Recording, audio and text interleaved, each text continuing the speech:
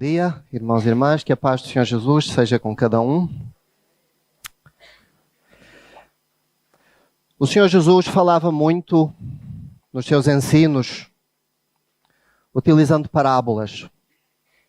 Era uma das formas que ele mais gostava de ensinar. E hoje nós vamos falar sobre uma parábola. Não é uma das parábolas de Jesus. Na verdade, nem sequer é uma das parábolas que esteja na Bíblia, embora ela tenha uma base e um ensinamento bíblico. Mas aquilo que eu quero pedir aos irmãos neste momento é para abrirem comigo as vossas Bíblias no Salmo número 1.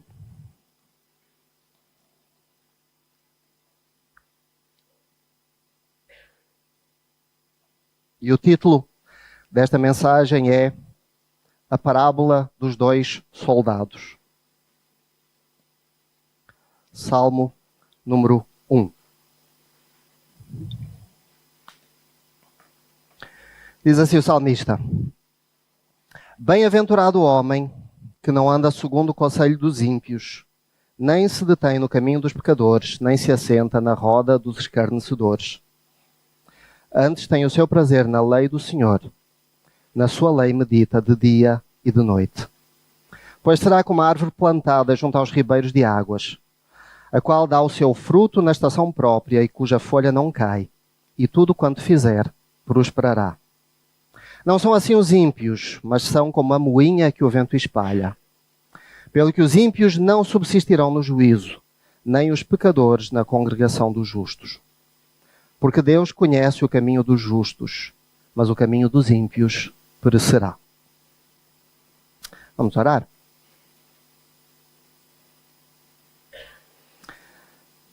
Senhor Deus, nós te agradecemos por mais uma manhã em que após uma semana nós podemos estar novamente na tua casa e pedimos agora, Deus, a tua graça, a tua misericórdia, a tua compaixão sobre este momento, para que o teu Espírito tenha liberdade no nosso meio para agir e falar e fazer tudo quanto te aprover, ó Deus. Tu és aquele que conhece e sonda os corações. Tu és aquele que conhece todas as circunstâncias, não só do passado, do presente, como também do futuro.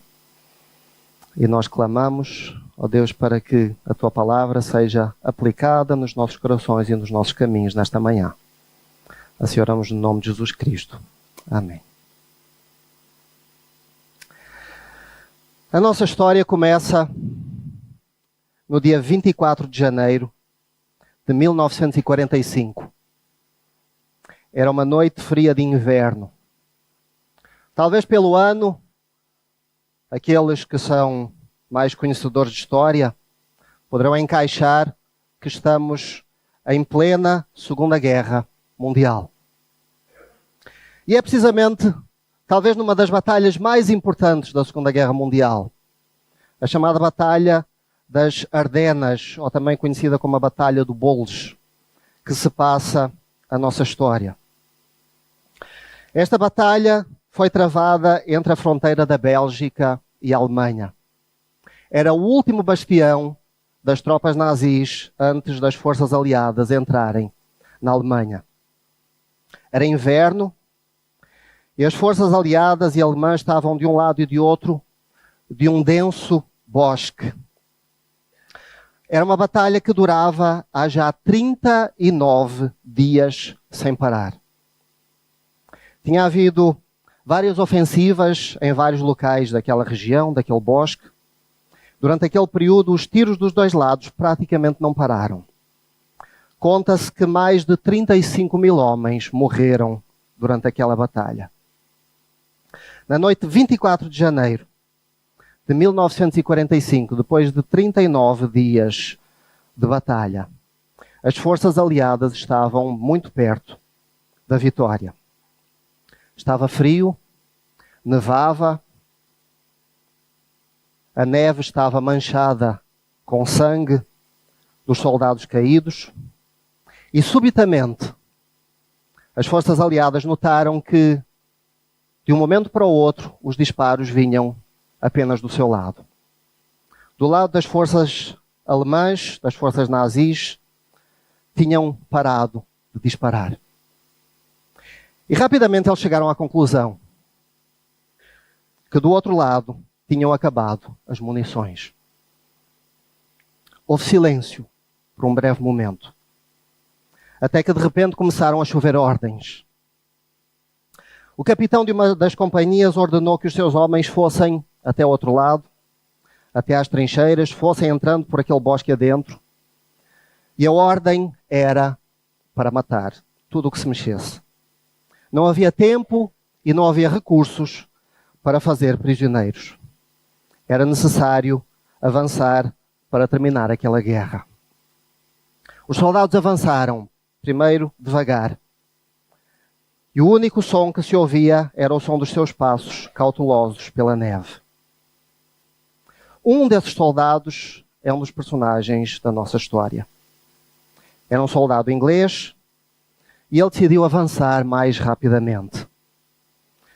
Durante aqueles 39 dias, muitos dos seus amigos, muitos dos seus colegas tinham caído.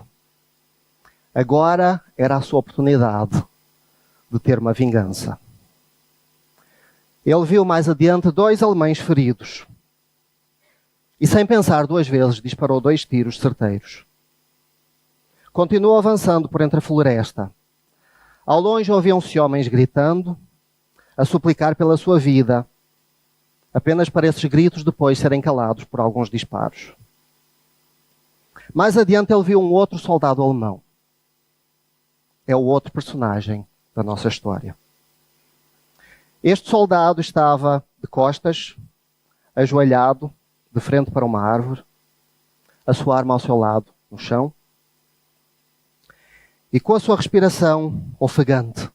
Com certeza ele devia estar exausto de correr, de lutar, e chegou um momento em que ele decidiu apenas ajoelhar-se e esperar o que viesse. Conforme se aproximava aquele soldado britânico, poderia ouvir que ele estava a sussurrar alguma coisa. Conforme ele foi se aproximando mais um pouco, o seu fraco conhecimento de alemão permitiu reconhecer que o que ele estava a sussurrar era um poema que começava da seguinte forma: O Senhor é o meu pastor, nada me faltará.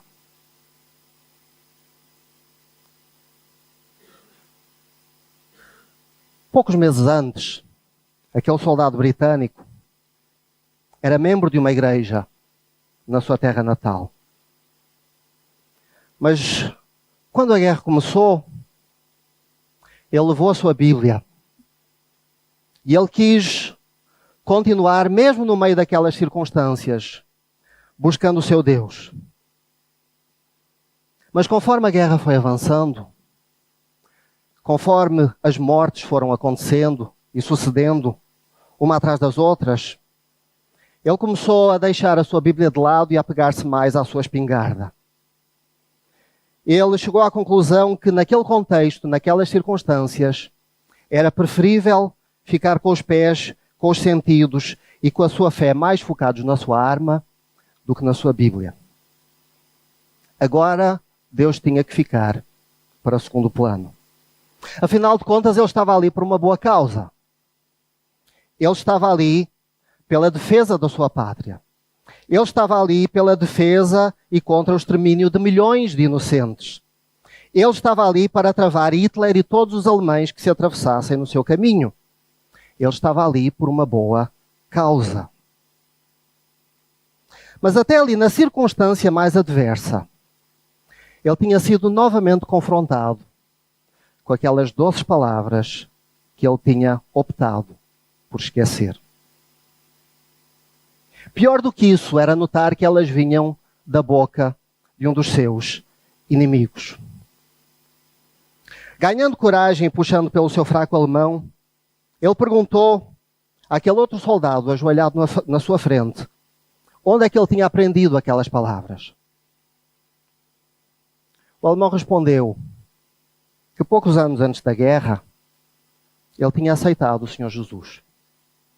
Ele tinha sido batizado, ele tinha frequentado uma igreja Mas depois, como tantos outros, com a sua idade, ele tinha sido obrigado a alistar-se no exército nazi. No meio da circunstância mais adversa, e em lados totalmente opostos da barricada, aqueles dois homens tinham algo em comum. Eles eram irmãos em Cristo. Nesse momento, na mente daquele soldado britânico, surgiram palavras muito claras na sua mente. Era o 6º mandamento. Não matarás. Ele estava ali por uma boa causa.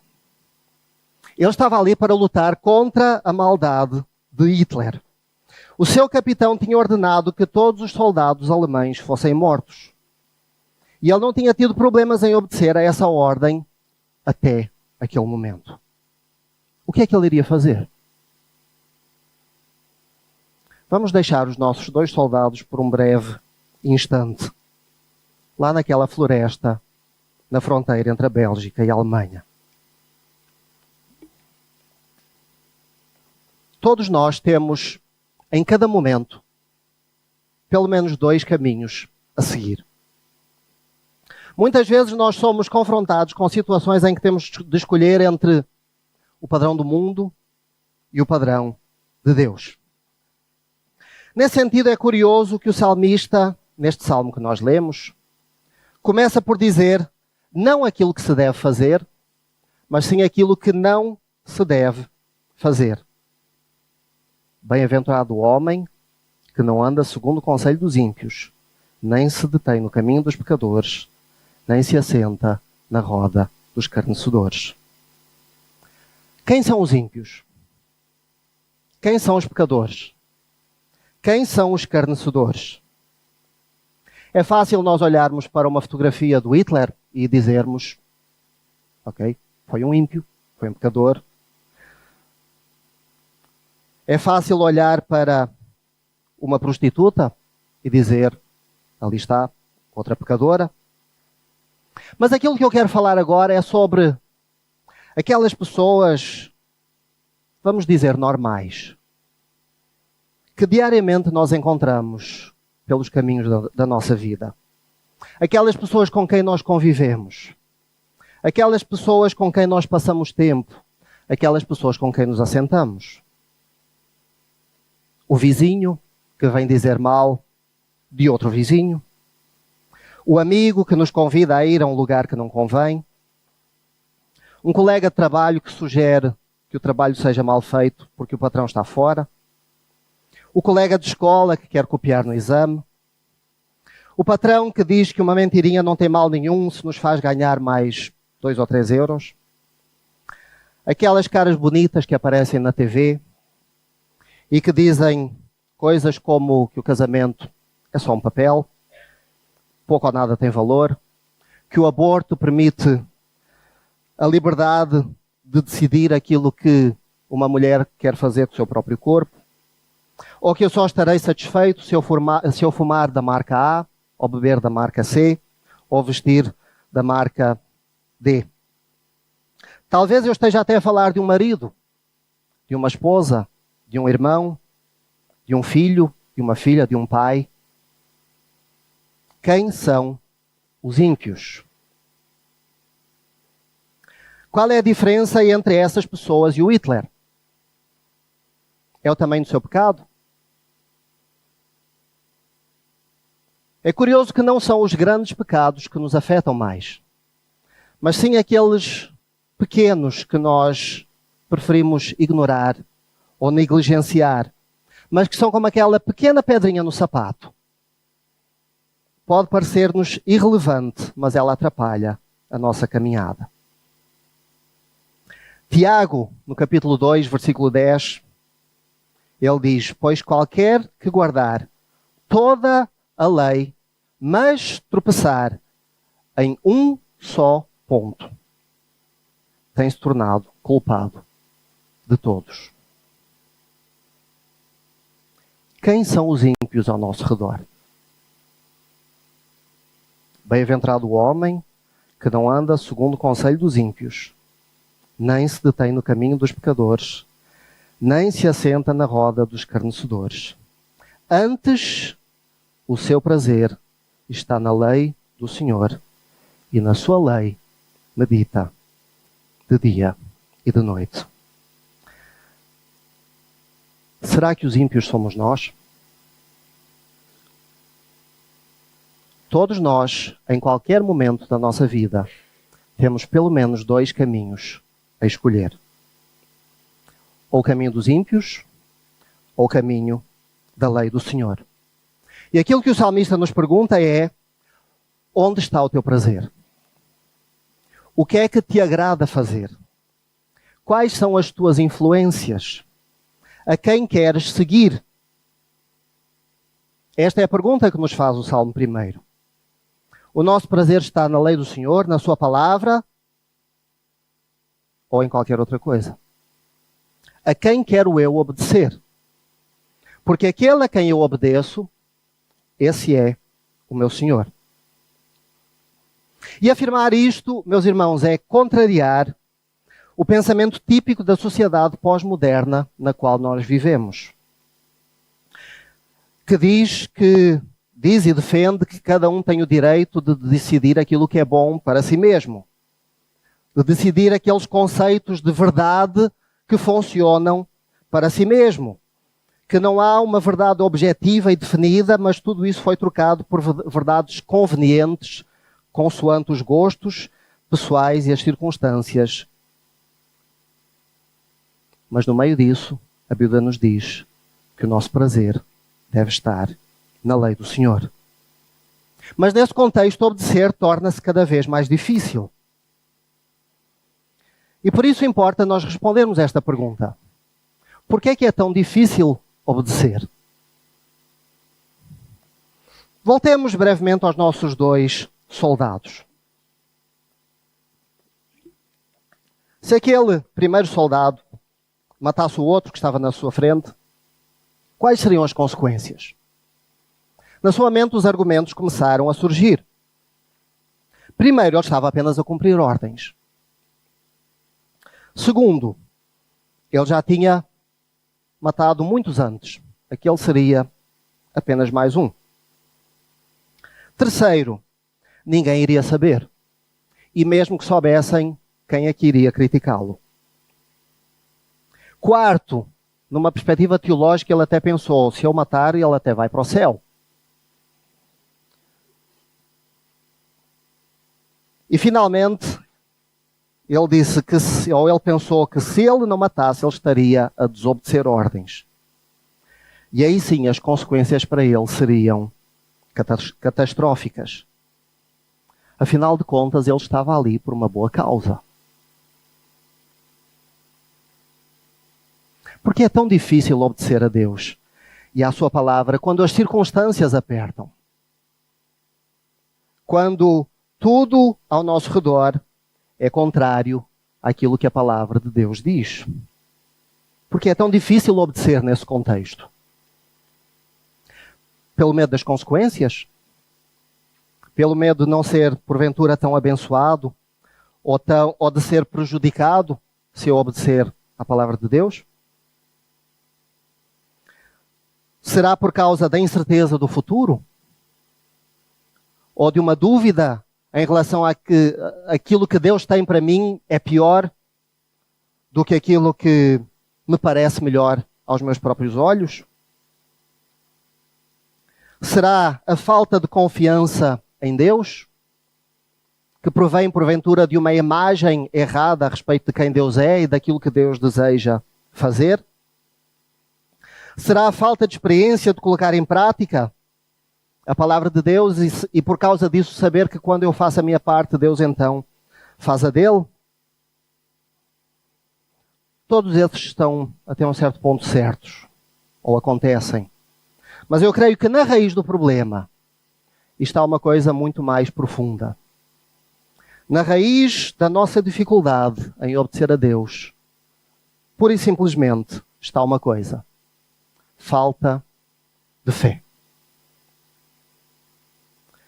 O escritor da carta aos Hebreus, capítulo 10, versículo 38, ele diz: o meu justo viverá da fé. E se ele recuar, a minha alma não tem prazer nele.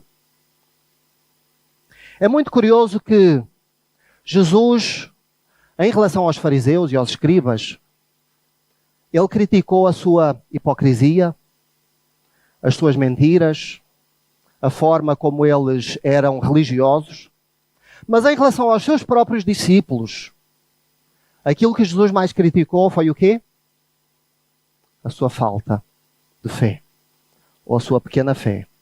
Uma e outra vez, a crítica de Jesus em relação aos seus próprios discípulos era em relação à sua falta de fé. No Salmo que nós lemos, no versículo 6, diz que o Senhor conhece o caminho dos justos. Como nós vimos lá em Hebreus, o caminho dos justos é um caminho de fé.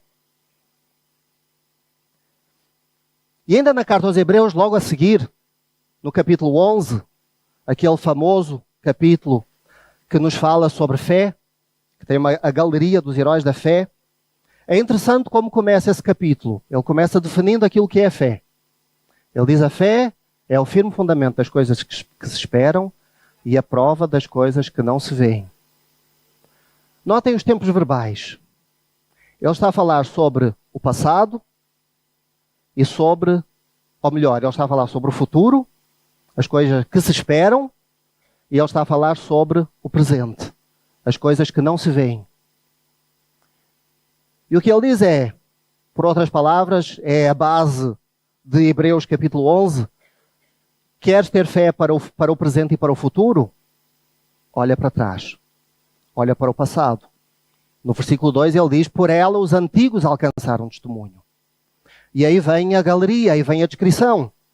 Com Abrão, com Noé, com Josué, com Moisés, com Raabe, inclusive, é que nós falámos aqui há poucas semanas atrás. Todas essas vidas que viveram a sua vida baseadas na fé. Que decidiram obedecer, que decidiram dar um passo adiante para cumprir e para obedecer à palavra do Senhor por causa da sua fé. Então aquilo que Hebreus 11 nos diz é: se queres ter fé para hoje e para o amanhã, olha para ontem. Relembra aquilo que Deus já fez. Relembra a fidelidade de Deus no passado. Não só na tua própria vida, como na vida dos outros. Lembra que Deus nunca te desamparou. Ter fé é crer que toda a vontade de Deus é boa, perfeita e agradável. E que todas as coisas cooperam para o bem daqueles que amam a Deus e que são chamados segundo o seu propósito. Hebreus 11 é apenas uma lembrança disso mesmo. Porque quando nós não temos fé, então a obediência torna-se impossível. Seneca foi um filósofo romano do século II. E ele escreveu uma frase que há muito tempo eu li e que ficou comigo. Ele diz assim: não é por as coisas serem difíceis que não temos coragem. É por não termos coragem que as coisas são difíceis. Permitam-me parafrasear aquilo que Seneca falou. Não é por as coisas serem difíceis que não temos fé. É por não termos fé que as coisas são difíceis. Porque a fé muda toda uma perspectiva de vida. Nos momentos e nas circunstâncias em que nós enfrentamos os nossos maiores obstáculos, aquilo que faz a diferença é a nossa fé. Moisés, perante o Mar Vermelho. Josué, perante as muralhas de Jericó. Davi, perante Golias. Elias, perante os profetas de Baal. O que é que eles tinham em comum? Eles foram movidos por uma fé que cria que Deus estava no controle, apesar das circunstâncias. Naquele momento, aquele soldado estava confrontado com o mandamento da parte de Deus. Esse mandamento era não. matarás. Matar é apenas um dos exemplos, um dos muitos exemplos, daquilo que está fora da vontade de Deus. O mesmo aconteceu quando Adão e Eva comeram do fruto que Deus tinha dito que eles não deveriam comer. Mas poderíamos perguntar, qual é que é o problema de comer um fruto? Essa é a pergunta que nós temos de fazer de cada vez que um ímpio nos dá um conselho, de cada vez que analisamos o caminho de um pecador, ou de cada vez que passamos tempo demais com os escarnecedores. Qual é o problema? Sempre que nós somos confrontados com uma situação em que nós sabemos muito bem aquilo que nós devemos fazer, mas em que a nossa vontade é fazer precisamente o contrário. Que mal teria se eu fizesse isso? Será que é assim tão errado? É errado, em primeiro lugar, porque Deus, o Criador, que sabe e conhece todas as coisas, e sabe aquilo que é melhor para a sua criação, diz que é errado. Nós temos uma incapacidade de compreender e entender as consequências das nossas ações. E se provas fossem necessárias para isso, basta vermos qualquer telejornal em qualquer dia. Basta lermos qualquer livro de história. Guerras, fome, pedofilia, pornografia, roubo, drogas, caos. Todas aquelas encrencas em que nos metemos são consequências diretas da nossa incapacidade de compreender que a vontade de Deus é boa, perfeita e agradável. E nós preferimos outra coisa qualquer. A respeito dos ímpios, o salmista diz 4 coisas. No versículo 4, ele diz que eles são como a moinha que o vento espalha. A moinha é aquela terra que está no meio do trigo, e quando eles lançam o trigo ao ar, o trigo é mais pesado, e o trigo cai de volta e a moinha vai embora. E a primeira comparação que ele faz com os ímpios é que eles são assim. A sua vida é completamente dependente das circunstâncias. Quando o vento vem, eles são levados. Ao menor problema, eles dispersam.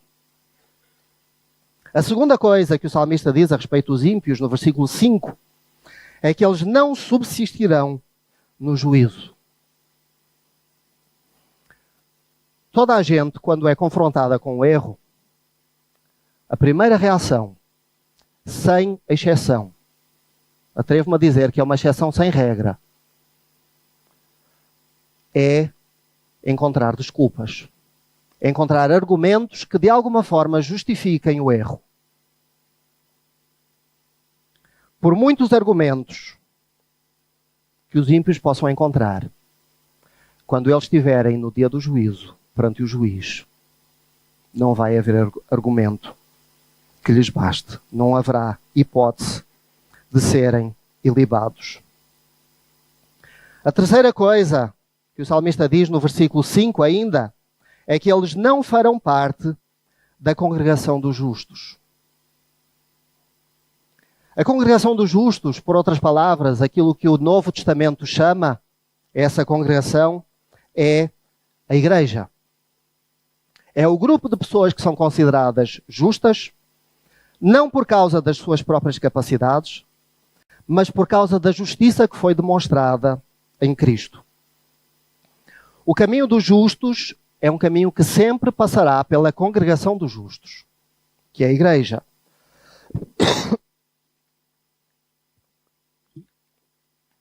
E as promessas de Deus para o justo são simultaneamente as promessas de Deus para a igreja. O nosso presente e o nosso futuro dependem do facto de nós fazermos ou não parte desta congregação, que é a igreja. A quarta e última coisa que o salmista fala a respeito dos ímpios, no versículo 6, é que o seu caminho perecerá. O fim da desobediência, de toda a desobediência, o fim é a morte. Desde o jardim do Éden que isso acontece. No dia em que comerdes, certamente morrereis. Mas como pode um caminho perecer? Como pode um caminho morrer? Porque todo o caminho que nos separa de Deus é um caminho de morte. A prova de que nós estamos próximos ou não de Deus é a obediência. Foi isso mesmo que Jesus falou. Lá no final do Sermão do Monte, Mateus capítulo 7, a partir do versículo 20. Ele diz, portanto, pelos seus frutos os conhecereis. Nem todo o que me diz, Senhor, Senhor, entrará no reino dos céus, mas aquele que faz a vontade de meu Pai, que está nos céus. Muitos me dirão naquele dia, Senhor, Senhor, não profetizamos nós em teu nome? Em teu nome não expulsamos demónios? Em teu nome não fizemos muitos milagres? Então lhes direi claramente, nunca vos conheci. Apartai-vos de mim, vós que praticais a iniquidade. Em teu nome nós não vimos à igreja todo o domingo?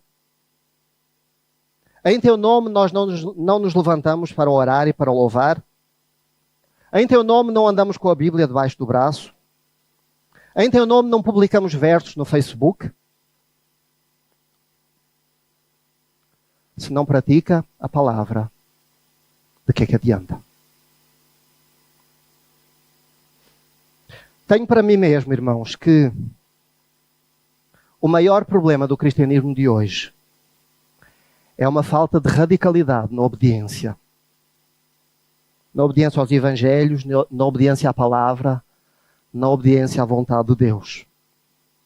Ou porventura aquilo que nós temos hoje é uma obediência seletiva, em que nós cumprimos e obedecemos aquilo que convém, quando convém, aquilo que nos agrada, aquilo que é conveniente, aquilo que as circunstâncias nos permitem fazer.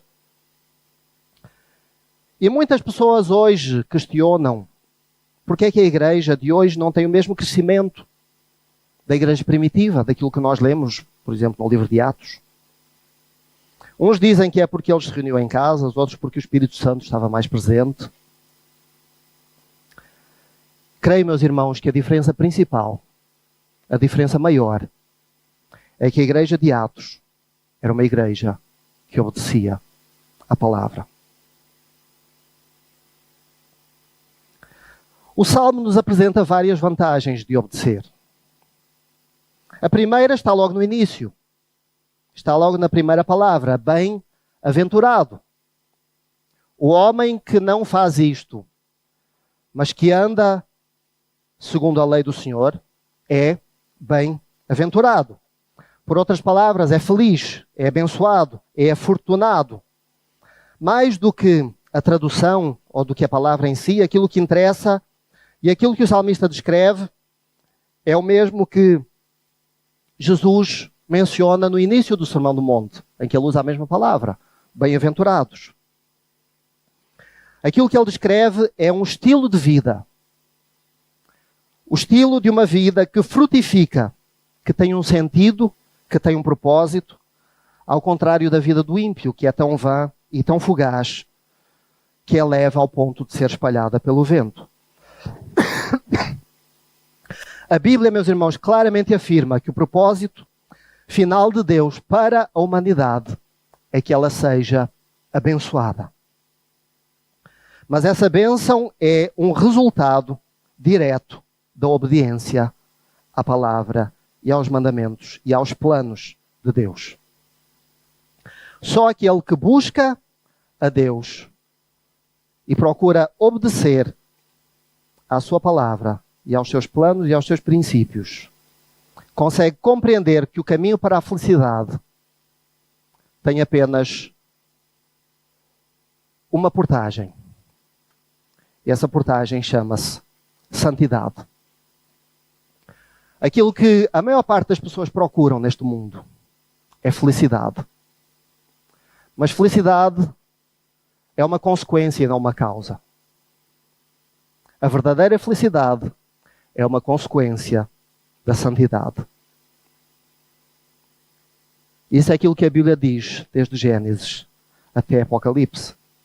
Santidade origina a verdadeira felicidade. É um mandamento com promessa e é uma promessa com condição. A segunda característica, ou a segunda vantagem que nós temos em relação à obediência, está no versículo 3.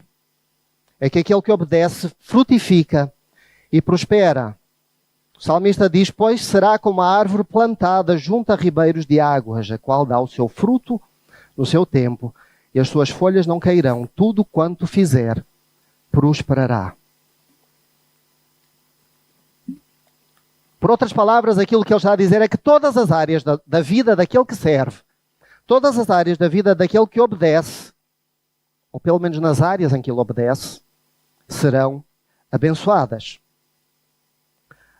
O resultado disso será prosperidade.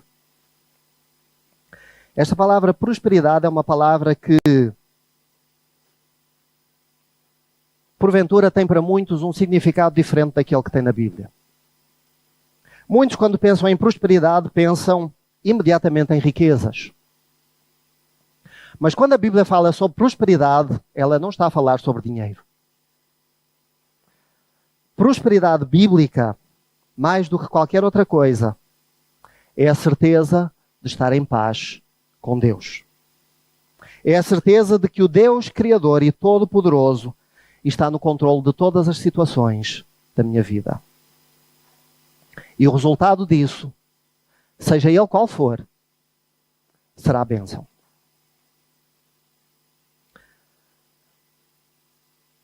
O terceiro motivo pelo qual eu devo obedecer está ainda também no versículo 3. Tem a ver com segurança.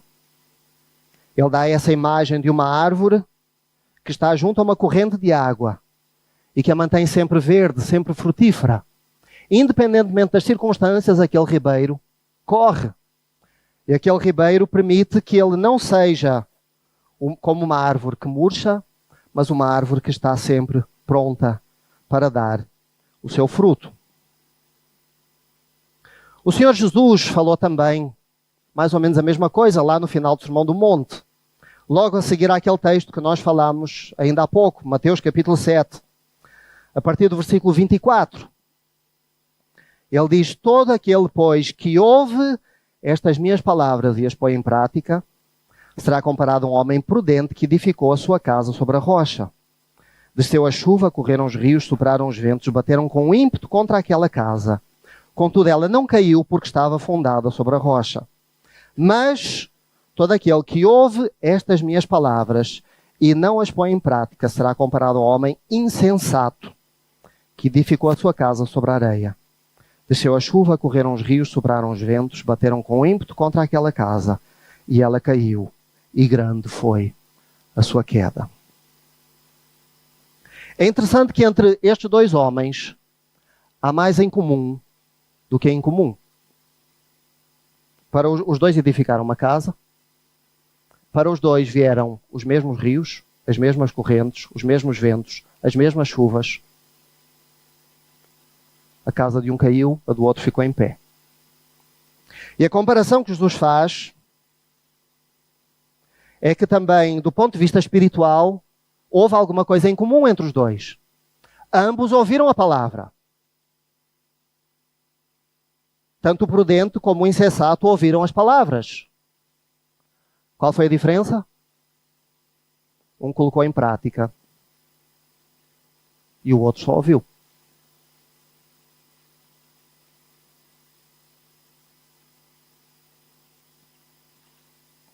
O que fazemos nós com a palavra de Deus? O que temos nós feito com a palavra de Deus? O que temos feito nós com os mandamentos que o Senhor já nos tem dado? Às vezes nós queremos, e porventura até reclamamos, que Deus não fala connosco. Eu queria ouvir Deus. Aquilo que Deus tem para dizer quanto a isso é: e aquilo que eu já te disse, já colocaste em prática? Aquilo que tu já ouviste, já colocaste em prática? Se não, vou falar o que agora? O que é que eu tenho mais para falar perante alguém que não pratica? Para quê? Para publicar no Facebook?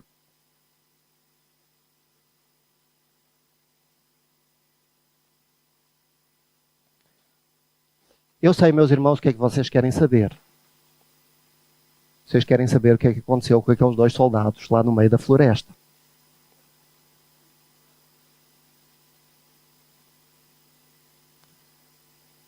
Há muito tempo atrás, perdoem-me os mais jovens que porventura não tiveram essa experiência, já mostra que eu tenho alguns anos.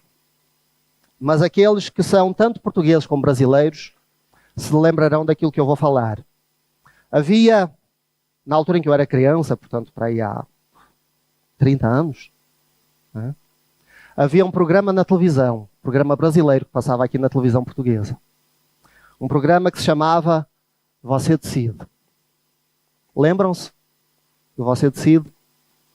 Esse programa contava uma história em que havia, no final, 2 caminhos. E a ideia do programa era: agora é preciso fazer uma escolha. O que é que o personagem vai escolher? Quem é que decide? É você que decide. Se você quer que ele faça isto, ligue para o número tal e tal. Se você quer que ele faça outra coisa, ligue para outro número e paga para isso e pimba. Não é? Mas o que interessava era isso, é você que decide. E depois aquele que tivesse as maiores votações seria o que dava no final do programa, seria o resultado. É você que decide. Meus irmãos, lamento dizer, em relação a esta história, é você que decide. Porque este seria o momento em que apareceriam os 2 números e em que você decidiria o que é que aquele soldado deveria fazer. Porque a escolha é tua e é minha. Porque aquele soldado somos cada um de nós. Em qualquer momento da nossa vida em que nós somos confrontados com as circunstâncias e em que nós temos que tomar uma decisão, mais ninguém decide por mim.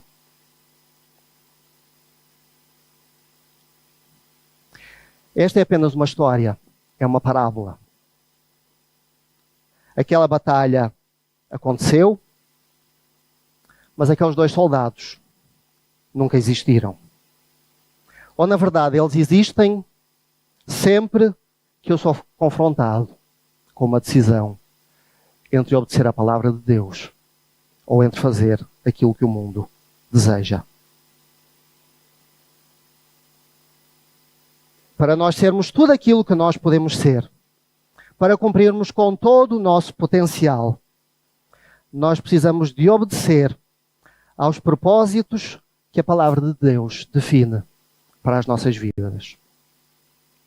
Então, meus irmãos, para aqueles que esperavam uma mensagem com 3 pontos-chave e uma conclusão, aqui vai ela. Ponto 1, obedeça.